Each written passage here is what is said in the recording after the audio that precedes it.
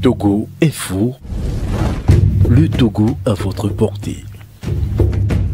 Nous disons tout simplement que la nation togolaise est née à l'indépendance, avec les pères de l'indépendance à la tête, avec à leur tête Monsieur Sylvanus Olympio.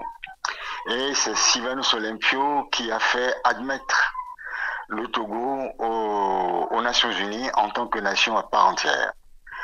En ce moment-là, Monsieur Gnassingbé Eyadema n'était pas au Togo. Il était en Afrique du Nord en train de combattre les Nord-Africains, les Algériens précisément, qui demandaient leur indépendance. Donc c'est quelqu'un qui a combattu contre l'indépendance de l'Afrique. Et en 63, M. Gnassingbé Eyadema est revenu au Togo pour qu'on l'intègre dans l'armée. Il faut vous dire qu'à cette époque-là, il n'y avait pas d'armée à proprement parler au Togo. M. Eyadema s'est vanté d'avoir assassiné le père de l'indépendance, le père de la nation. Aujourd'hui, on nous dit que son fils, qui a pris sa succession après 38 ans de règne sans partage, son fils vient de faire 20 ans, et pour commémorer les 20 ans de son règne, nous dit, voilà, mon père est le père de la nation. Mais à quel titre? Il faut dire la vérité au peuple togolais. Il faut que les Togolais connaissent leur histoire. L'indépendance du Togo a été acquise en 1960, le 27 avril, par Sylvanus Olympio, qui a été le premier président de ce pays. C'est l'assassin de l'indépendance, l'assassin de cette liberté-là, qui vient aujourd'hui s'imposer comme père de la nation. En ce moment-là, où était M.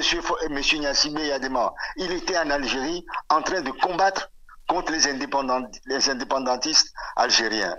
Et quelles sont justement les raisons avancées par le parti au pouvoir pour donner ces titres-là à l'ancien, le défunt président Gnassingbé Eyadema? Moi, je ne m'intéresse même pas aux raisons qui pourraient avancer, dans la mesure où, depuis que cette famille régente le Togo, tout est fait à coup de mensonges. Tout est organisé à coup de mensonges. C'est tout. Essayez de revisiter la vie de M. Gnassingbé Eyadema, vous verrez que tout a été inventé, même jusqu'à sa date de naissance.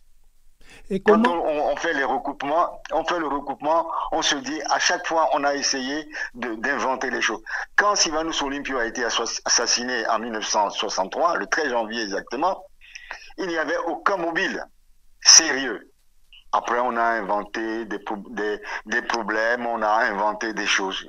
Disons la vérité au peuple togolais. Au bout de 62 ans, on a besoin de connaître la vérité au Togo, qu'on ne nous invente rien. Et on sait aujourd'hui que le Parlement est majoritairement composé du parti au pouvoir. Comment faire justement pour que ces titres ne puissent pas passer, adoptés par le Parlement, pour que l'ancien président ne soit pas le père de la nation? Quand vous dites que le Parlement est majoritairement RPT Unir, moi je vous dis, vous êtes gentil. C'est à 99% RPT Unir. C'est le parti unique. Et d'ailleurs, lors du dernier congrès de Unir, le chef de l'État, Faure Gnassingbé, avait déclaré qu'il avait la nostalgie du grand parti RPT. Le grand parti RPT à l'époque était le parti unique. Donc il est en train de nous conduire vers le parti unique. C'est ça la réalité. C'est lui-même, c'est sorti de sa bouche, qu'il avait la nostalgie du grand parti RPT. Or, nous savons ce que RPT a fait ici. RPT a été le parti unique. Et aujourd'hui, on nous impose un parti unique. Vous allez voir, les résultats des sénatoriales, ce serait la même chose. Et pour édulcorer cela, on va nommer quelques personnalités de gauche à droite pour colorer un peu cette haute assemblée.